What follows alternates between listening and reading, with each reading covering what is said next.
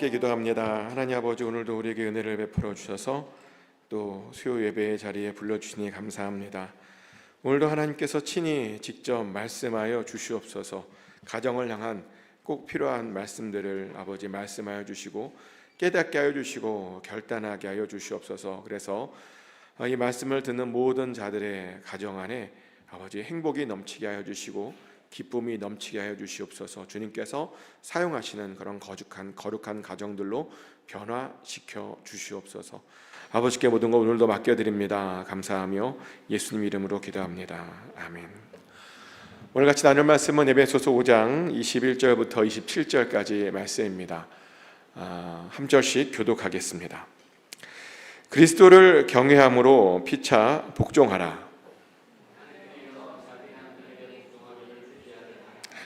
이는 남편이 아내의 머리됨이 그리스도께서 교회의 머리됨과 같음이니 그가 바로 몸의 구주시니라.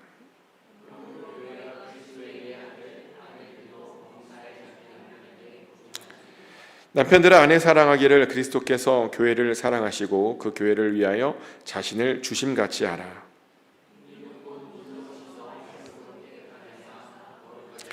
다 같이 읽겠습니다. 자기 앞에 영광스러운 교회로 세우사 티나 주름 잡힌 것이나 이런 것들이 없이 거룩하고 흠이 없게 하려 하심이라. 아멘. 최근에 인터넷에서 아주 재미있는 글을 하나 봤습니다. 그 글의 제목은 오래가는 커플의 특징이라는 제목이었는데요. 그 글은 1위서부터 10회까지 이제 어떤 커플이 오래가는지를 알려주는 그런 글이었습니다. 궁금하시죠? 그래서 말씀드리면 오래가는 커플 10위는 상냥한 남자와 애교 많은 여자랍니다. 이렇게만 해도 오래간다고 말합니다. 또 9위는 침착한 남자와 밝은 여자랍니다. 또 8위는 듣기 잘하는 남자와 말 많은 여자랍니다. 그리고 7위는 세심한 남자와 느긋한 여자이고요. 그리고 6위는 행동력 있는 남자와 지지하는데 능숙한 여자랍니다. 그리고 5위는 조용한 남자와 반응이 큰 여자이고요.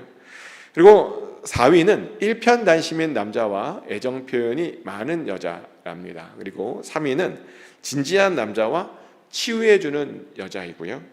그리고 2위는 가족을 생각하는 남자와 가정적인 여자랍니다. 그리고 대망의 1위는 일 열심히 하는 남자와 치유해주는 여자라고 말합니다. 근데 방금 이 오래가는 커플의 그런 특징들을 잘 보면 우리는 아주 중요한 것을 하나 알게 되는데요.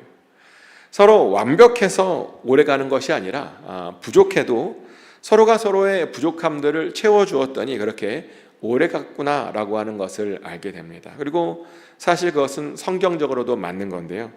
왜냐하면 하나님께서는요, 부부들을 서로 도와주는 존재, 즉 돕는 배필로 창조하셨기 때문입니다. 그런데 보면 많은 부부들이 서로 어떻게 도와줘야 되는지 잘 모르는 것 같기도 합니다. 그러다 보니 부부들이 서로 불평들을 합니다.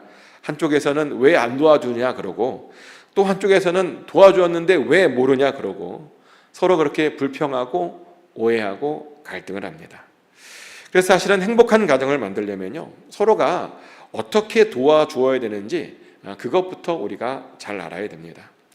그리고 감사하게도 오늘 우리가 읽었던 본문에 보면 우리가 서로 어떻게 도와줄 수 있는지 그 부분이 잘 나와 있습니다.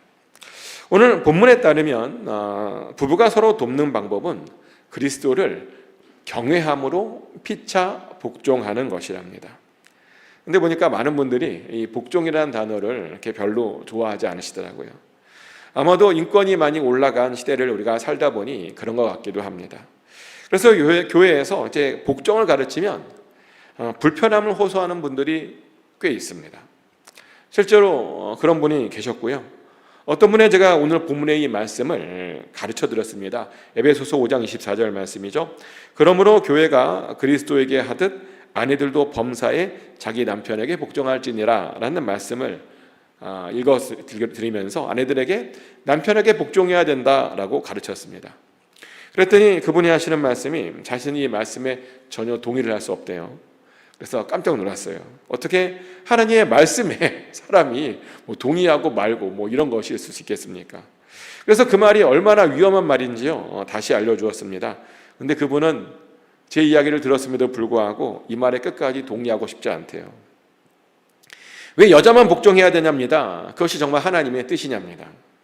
근데 그분이 오해하시는 것이 하나 있었는데, 사실은 여자분들만 남편에게 복종하는 것이 아닙니다. 남편들도 아내들에게 복종해야 됩니다. 실제로 오늘 우리가 처음 읽었던 그 본문의 말씀 21절을 보면요, 다시 한번 그리스도를 경외함으로 피차 복종하라라고 되어 있었습니다. 하지만 그 여자분은 여자만 복종해야 하는 것 아니냐라고 오해하고 있었습니다. 그리고 또 어떤 남자분들을 보면요, 똑같은 오해를 또 하셔서 아내에게 함부로 대해도 된다라고 그렇게 또 오해하고 계시는 분들도 있었습니다. 그런데 정말 큰 오해입니다. 여자만 남자에게 복종하는 것이 아닙니다. 서로 복종하는 겁니다. 근데 그렇게 복종하려면요, 기본적으로 지켜야 되는 전제 조건이 하나 있습니다. 실제로 21절 말씀을 보면 이 복종 앞에 기본적인 전제가 나오는데요, 복종하기 전에 먼저 그리스도를 경외해야 한다고 성경은 말합니다. 즉 우리가 서로에게 제대로 복종하려면, 그래서 서로에게 도움이 되려면 먼저 그리스도부터 우리가 경외해야 한다는 겁니다. 그리고 사실 이것이 우리의 복종과 세상 사람들의 복종을 다르게 만들어주는 아주 중요한 그런 원칙이기도 합니다. 세상의 복종은 이유 불문하고 그냥 무조건 따르는 것을 말하죠. 하지만 우리가 말하는 복종은요, 그냥 무조건 따르는 것이 아닙니다. 하나님을 경외함으로 하나님의 선하신 뜻을 믿고 따르는 겁니다. 하나님을 경외함으로 하나님의 선하신 계획을 믿고 따르는 겁니다. 그리고 그러다 보니 따르면서요, 거기에 기쁨이 있는 것이고요, 또 그렇게 하다 보니 따르면서 거기에 평안함도 있는 것입니다. 그런데 하나님께서 부부 사이에게 원하시는 복종도 사실은 바로 이런 복종이었습니다. 그래서 우리는 서로 복종하기 전에 먼저 하나님부터 경외해야 하는 겁니다. 그리고 동시에 또 이 복종에도 남자와 여자가 다르다라고 하는 사실도 우리가 잘 알고 있어야 됩니다. 제가 이번 주제를 이제 계속 다루면서 사실은 제가 계속 강조하는 것이 하나 있는데요, 뭐냐면 남자와 여자가 다르다라는 사실입니다. 그리고 사실은 우리들뿐만 아니라 세상 사람들도 그것에 대해서 동의하는 겁니다. 흥미롭게도요, 남자와 여자는 신체부터 다르대요. 남자는 100kg를 한 번 드는 일을 하도록 창조되었고요, 여자는 1kg짜리를 100번 들도록 창조되었답니다. 그래서 똑같이 다 100kg를 드는 거래요. 똑같이. 그러다 보니 남자가 놀고 있는 것처럼 보인다면 그것은 그가 들었던 그 무게를 잘 알지 못하기 때문에 그렇게 보이는 것이고요, 또 여자들이 하는 일이 하찮아 보인다면 그것은 그 여자가 그 일을 얼마나 쉬지 않고 하고 있는지를 잘 모르기 때문이라고 말합니다. 그리고 실제로 그렇지 않습니까? 실제로 보면 저희 가정에서도 아내와 저의 역할이 딱 이렇게 됩니다. 저는 무거운 것, 힘든 것, 어려운 것, 복잡한 것, 더러운 것을 위주로 하고요, 근데 아내는 자잘하지만 반복해야 하는 것들을 위주로 합니다. 정말 우리의 신체가 그렇게 만들어졌다는 거죠. 그래서 우리들은요, 이런 남녀 사이에 존재하는 그런 차이를 인정해야 됩니다. 근데 이것을 인정하지 못하면 계속 서로에게 그렇게 불평하게 되는 겁니다. 실제로 아내는요, 남편이 맨날 빈둥빈둥 거린다라고 불평하고요, 또 남편은 아내가 별로 중요하지 않는 일들에 그렇게 바쁘게 보인다라고 불평합니다. 근데 불평하면 안 됩니다. 남자와 여자가 다르다라고 하는 사실을 우리가 받아들이셔야 됩니다. 그리고 심지어 서로 복종하는 방법도요, 서로 다르다라고 하는 사실을 우리가 받아들여야 됩니다. 실제로 우리가 아까 읽었던 것을 보면 남자와 여자의 복종이 완전히 다르다는 것을 우리가 알게 되는데, 먼저 남자가 해야 하는 그 복종부터 보죠. 에베소서 5장 25절부터 27절까지의 말씀인데요, 남편들아 아내 사랑하기를 그리스도께서 교회를 사랑하시고 그 교회를 위하여 자신을 주심같이 하라. 이는 곧 물로 씻어 말씀으로 깨끗하게 하사 거룩하게 하시고 자기 앞에 영광스러운 교회로 세우사 티나 주름 잡힌 것이나 이런 것들이 없이 거룩하고 흠이 없게 하려 하심이라. 아멘. 방금 읽어드렸던 말씀은 이제 피차 복종하라고 말씀하신 다음에 이제 남편들에게 어떻게 복종해야 되는지에 대한 그런 말씀을 알려주시는 그런 말씀입니다. 그런데 하나님께서 남편들에게 하시는 말씀이요, 아내 사랑하기를 그리스도께서 교회를 사랑하심과 같이 하라고 말씀하십니다. 그리스도께서 그 교회를 위해서 자신을 주심같이 사랑하라고 말씀하십니다. 그리고 그것이 바로 아내를 거룩하게 만드는 것이랍니다. 그리고 그래야 아내에게요, 티나 주름 잡힌 것도 없고 흠도 없게 된다고 성경은 말합니다. 이것이 바로 남자들이 여자들에게 해 주어야 되는 복종입니다. 그래서 남자들은요, 당연히 아내를 그리스도께서 교회를 사랑하신 것처럼 그렇게 아내를 사랑해야 합니다. 그래서 어떤 가정 전문가들은요, 남편들에게 이런 충고를 하잖아요. 아내들에게 사랑한다라는 말을 많이 해줘야 된다라고 가정 전문가들이 그렇게 남편들에게 충고하곤 합니다. 그래야 아내들이요, 아, 남편이 나를 사랑하는구나 라고 알게 된답니다. 근데 저도 남자지만 이제 한국 사람이다 보니까 이 사랑한다라고 하는 말을 하기가 사실은 여간 부끄럽고 그런 것이 아니죠. 다 그렇지 않습니까? 어떻게 장로님 좀 하십니까? 하신대요. 역시 사이가 좋은 이유가 있었어요. 저는 잘 못해요. 한국 남자들은 일반적으로요, 어떤 생각을 하냐면, 굳이 사랑한다는 말을 해주지 않아도 행동으로도 보여주면 되지 않는가라는 생각을 저를 포함해서 합니다. 그래서 사랑을요, 말로 하려 하지 않고 행동으로 표현하려고 합니다. 그런데 아내분들이 그것을 잘 이해하지 못하시더라고요. 그러면서 어떤 말씀도 하냐면, 도대체 나를 사랑하는 것이 맞아? 라는 그런 말씀들을 그렇게 많이 하신대요, 여자분들이. 사랑한다면서 어떻게 나를 나에게 이렇게 할 수 있느냐라고 하소연한답니다. 근데 사실요, 남자 입장에서는 그 말처럼 사실은 무서운 말도 없어요. 사랑하고 있는데 나를 사랑한 것이 맞아? 라고 그러면 정말 답답해요. 그런 말들을 들을 때마다, 제가 들었다는 말은 아니에요, 다른 사람에게 들은 말입니다.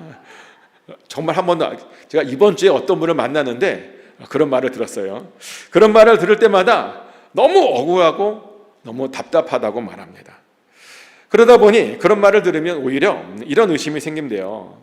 혹시 저 여자가 나는 사랑하는데 저 여자가 나를 안 사랑하는 건 아닌가? 라는 의심이 든대요.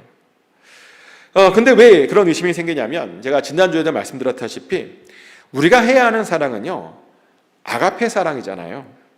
그리고 그 아가페 사랑은 상대방의 어떠한 때문에 사랑하는 것이 아닙니다. 상대방이 나에게 뭔가를 해주어서 내가 그 대가로 사랑해 주는 것이 아닙니다. 그냥 상대방의 어떠함에 관계없이요, 그냥 사랑해 주는 것이 바로 아가페 사랑입니다. 그런데 어떤 분은 자기를 사랑해 주지 않는 것 같다고 그래서 억울하다고 하소연을 한다는 거죠. 분명 사랑받고 있는데 말로 안 해줬다고 거기에 만족하지 못해서 그런 말을 한다는 겁니다. 그러다 보니 오히려 아내가 나를 사랑하지 않는 건 아닌가? 라는 그런 착각을 하게 된답니다. 그래서 사실 부부 사이에서는요, 나를 사랑하지 않는 것 아니야? 라는 말들은 사실은 절대로 해서는 안 돼요. 상대방의 사랑을 절대로 판단하거나 정죄하거나 의심해서는 안 된다는 겁니다. 그리고 사실은요, 그 사람이 나를 사랑하던 말던 가장 중요한 것은 내가 그 사람을 사랑하느냐입니다. 그 사람을 사랑하시는 하나님을 믿고 내가 먼저 사랑하면 된다는 겁니다. 그리고 사실 그것이 예수님께서 교회를 사랑하셨던 그런 방법이기도 합니다. 아시다시피 예수님께서는 교회를 정말 많이 사랑하셨습니다. 심지어요, 교회가 아직 제대로 된 모습을 갖추지 못해서 예수님께 제대로 뭔가를 해드리지 못할 때부터 예수님께서는 교회를 사랑하셨습니다. 그리고 또 시간이 흘러서 그 교회가 잘못된 길을 가고 있었음에도 불구하고 예수님께서는 그 교회를 계속 사랑하셨습니다. 사실 역사를 보면요, 교회들이 그동안 얼마나 많은 잘못들을 했는지 모릅니다. 사람들에게 제대로 된 진리를 가르치지 않았던 때도 있었죠. 또 교회들이 자신들의 배만 불렸던 때도 있었습니다. 또 성경을 자신의 이익을 위한 도구로 사용했었던 적도 교회가 있었습니다. 근데요, 놀랍게도 예수님께서는 그런 교회들조차도 절대로 포기하지 않으셨다는 겁니다. 정말 끝까지 사랑해 주셨다는 겁니다. 근데 우리들도 그래서요, 그렇게 끝까지 사랑해야 되는 겁니다. 특별히 남편분들은 아내들을 그렇게 끝까지 사랑해 줘야 됩니다. 왜냐하면 바로 그것이 남편분들에게 내리신 하나님의 그 복종에 대한 명령이기 때문입니다.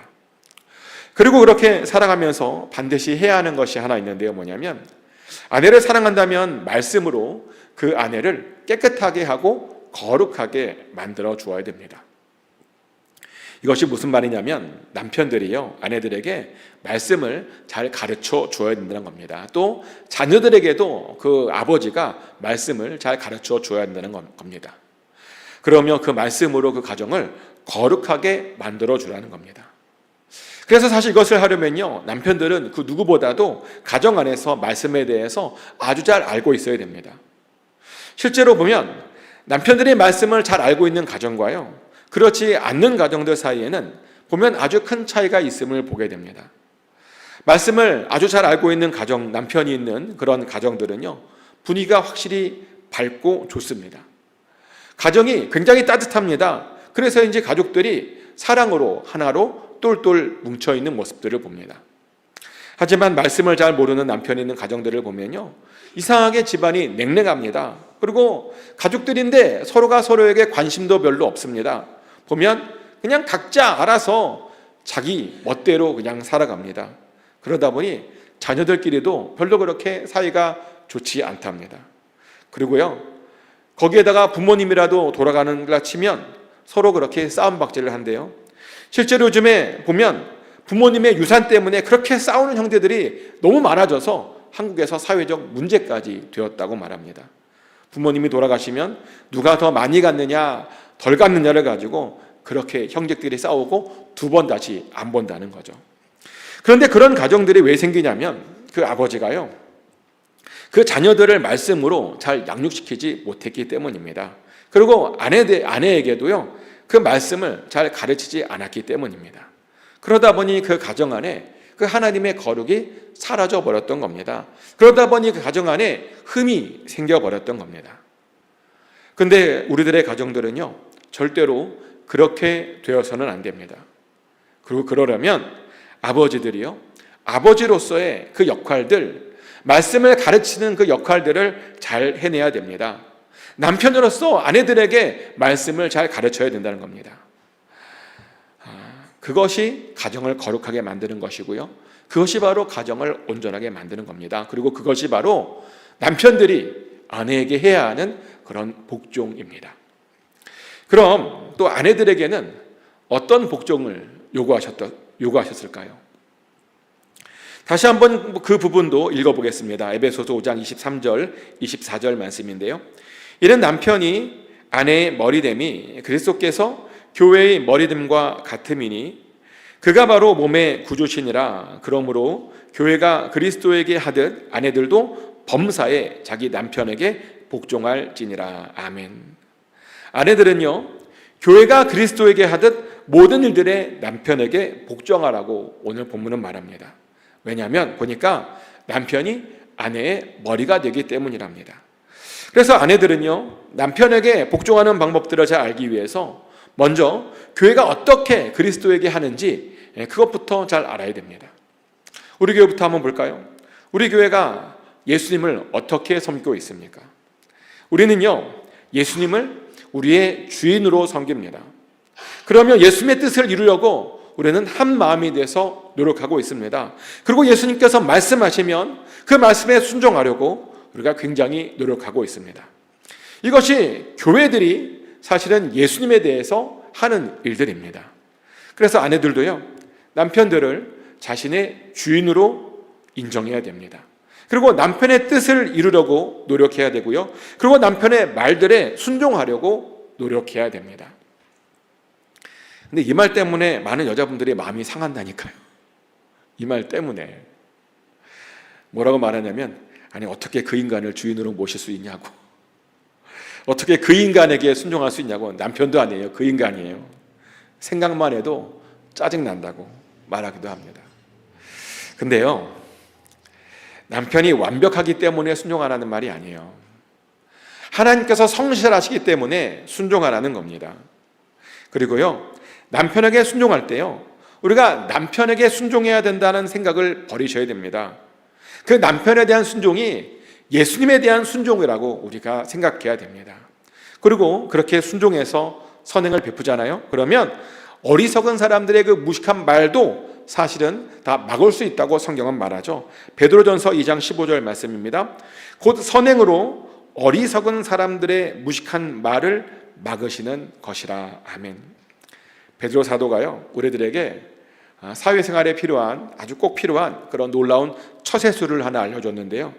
어떤 처세술이냐면, 선행을 하면요, 어리석은 사람들의 무식한 말들을 막을 수 있다라고 말씀해 주셨습니다. 그리고 이것은 사실은 정말 사실입니다. 선행이 어리석은 사람들의 무식한 말들을 막습니다. 저는 가끔 아내가요, 진짜로 무서울 때가 있어요. 제가 어떤 잘못을 했는데 그것에 대해서 아내가 아무런 말도 하지 않고 오히려 계속 저에게 막 잘해주면 무섭습니다. 차라리 화를 내기라도 하면 괜찮을 텐데 화도 내지 않고 계속 잘해주면 마치 폭발 직전에 어떤 화산을 보는 것 같아서 너무너무 무섭습니다. 근데 저뿐만 아니라 대부분의 남자들이 그럴 거예요. 그죠? 맞지 않나요? 저만 그런가요? 이렇게 때로는요, 상대방의 선행이 무서울 때가 있어요. 그래서 아마 그런 이유 때문에 믿지 않은 남편들도 믿는 아내들을 그렇게 무서워하는 것일지도 모릅니다. 많은 분들이 잘 모르시던데 믿지 않는 남편들이 믿는 아내분들을 굉장히 무서워해요. 특별히 자기를 향해 그리스도의 이름으로 막 참고 막 잘해줄 때는요, 정말 더 무서워합니다. 그래서 베드로 사도가요, 이런 말도 했던 거예요. 베드로전서 3장 1절 말씀이죠. 아내들아, 이와 같이 자기 남편에게 순종하라. 이는 혹 말씀을 순종하지 않은 자라도 말로 말미암지 않고 그 아내의 행실로 말미암아 구원을 받게 하려 함이니. 아멘. 믿지 않은 남편을 둔 여자분들은요, 더욱더 남편들에게 순종해야 된다고 말합니다. 왜냐하면 그렇게 해야 그 남편도 구원을 받게 될 수 있기 때문이랍니다. 그리고 실제로 많은 믿지 않은 남편들이요, 그 아내의 순종함 때문에 예수님을 믿는 경우가 정말 많습니다. 예전에 한국에서 섬겼던 교회의 어떤 장로님도 그러셨는데요, 자신은 아내가 교회 가는 게 너무 싫었대요. 주말이면 자기랑 같이 좀 놀아주면 좋겠는데 아내는 그런 자신의 소원을 다 무시하고 주일만 되면 아이들을 쏙 때리고 자기만 혼자 남겨놓고 교회를 가버리니까 너무너무 그것이 아쉽고 억울하고 화도 나고 막 그랬답니다. 근데 어떻게 시비를 걸 수가 없었답니다. 왜냐하면 그것 빼놓고는 너무나 완벽한 아내였기 때문이죠. 살림도 잘하고 아이들도 잘 키우고 또 항상 상냥하고 주변 사람들에게 존경받고 또 내조도 잘해서 아내 덕분에 사업도 잘 되고, 그러다 보니 아내가 없는 그런 삶을 상상할 수가 없게 되었답니다. 그래서 결국에는요, 조용히 그 아내를 따라 결국 교회를 나왔대요. 근데 하필 그날따라 그 교회에서 11조 설교를 하더랍니다. 첫날 나왔는데. 그래서 아내에게 물어봤대요. 우리도 11조 하냐고. 그러자 그 아내가 시무룩하게 우리는 못한다고, 남편이 못 나와서 못한다고 그러더랍니다. 남편이 허락해주면 너무 좋겠다고 그러더랍니다. 그래서 교회에 처음 나온 날 그날에요, 그 아내의 말을 듣고 11조를 하라고 허락해 주었대요. 그리고 그것을 계기로 교회에 더 열심히 나오게 되었답니다. 그랬더니 나중에 장로님까지 되었답니다. 너무 놀라운 이야기 아닙니까? 아내의 순종과 헌신과 선행이요, 결국에는 그 남편을 그렇게 구원시켰던 겁니다. 저는 개인적으로요, 우리 교회에서 이런 일들이 정말 많이 일어났으면 좋겠습니다. 사실 우리 교회에도 아내분들만 교회에 나오시는 그런 분들이 정말 많죠. 그래서 매일 새벽마다 그런 분들을 위해서 기도하고 있습니다. 그분들의 남편들도 꼭 구원받기를, 또 그분들의 자녀분들도 다 같이 구원받기를 위해서 매일 새벽마다 그렇게 기도하고 있습니다. 그러면 그것을 위해 그 아내분들이 그 남편분들에게 신앙의 모범을 좀 보여줄 수 있기를 위해서도 기도하고 있습니다. 그러면 그것을 보고 그 남편들의 마음이 바뀌기를 위해서도 기도하고 있습니다. 저는 언젠가 하나님께서 제 이 기도에 반드시 응답해 주실 줄 믿습니다. 그래서 지금은 혼자 나오시는 모든 분들도 그 언제는가는 같이 나와서 나중에는 그 남편들도 변화해서요, 그 가정에서 그 남편분들이 아이들에게 또 아내분들에게 성경을 가르치게 될 수 있는 그런 날이 오게 되기를 저는 믿습니다. 근데 그렇게 되려면요, 남편분들에게 계속 선행을 베푸셔야 됩니다. 계속 그 남편분들에게도 복종을 해 주셔야 됩니다. 그리고요, 지난주에도 말씀드렸는데 잔소리 한다고 남편분들이 안 바뀌어요.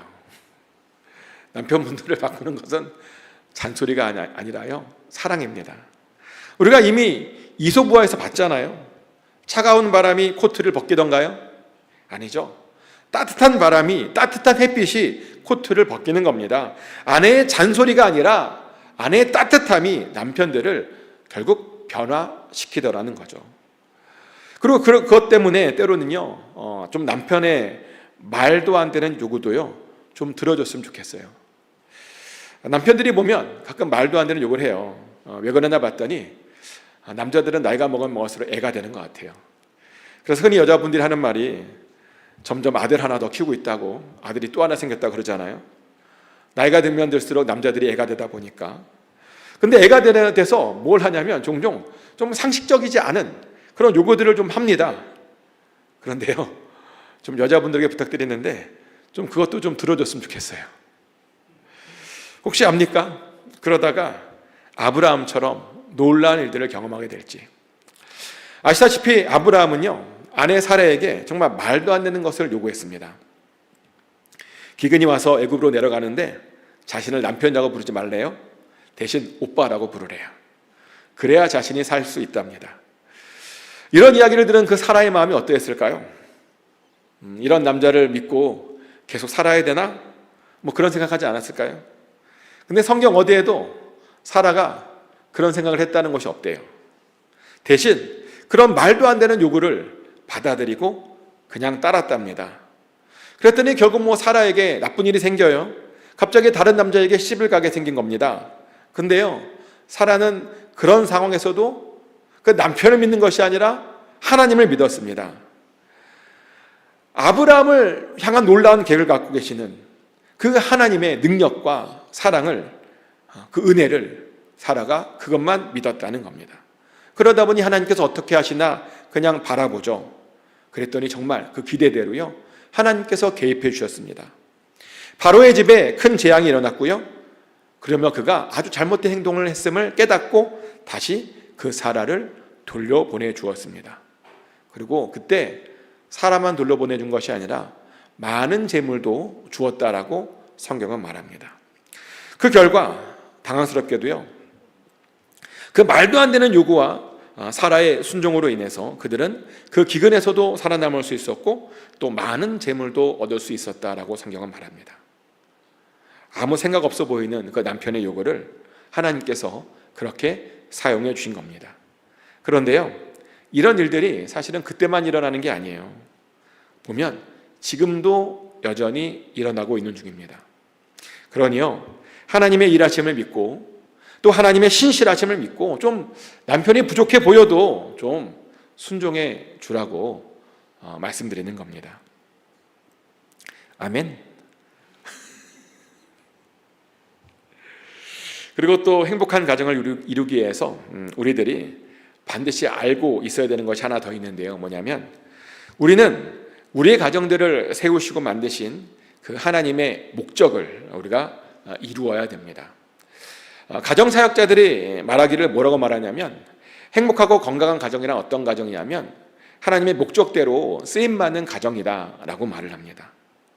그리고 실제로 보면 하나님께서요, 각 가정들마다 어떤 목적과 계획을 가지고 계시는 것을 우리가 보게 되죠.